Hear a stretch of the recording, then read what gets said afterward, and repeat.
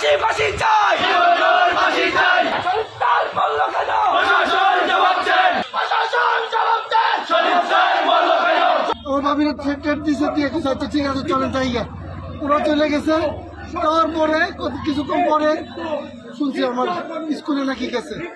স্কুলে গিয়া আমি যিনি ছিলেন হেডমাস্টার স্যার সাবেক সাজ্জাদ ভাই ভারপ্রাপ্ত, আর ছিলেন ইলিয়াস ভাই, ইলিয়াস সাহেব ছিলেন। ওনারা যখন কথা বলে স্যারের টিউনু স্যার নিয়ে ভাইয়ের সাথে কথা বলতেছিল, তখন ইলিয়াস স্যার থাকা অবস্থায় ইলিয়াস স্যারের বাইক করে দিছে, সেজন্য আপনি থাকেন না। হেডমাস্টার ছিল, হেডমাস্টারও বাইক করে দিছে।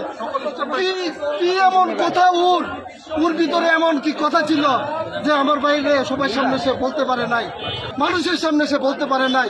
ওই সময় এমন ভাবে মানসিক ভাবে তার টর্চার করছে, যার ফল আজকে আমার ভাই লাশ হয়ে ফিরে আসছে।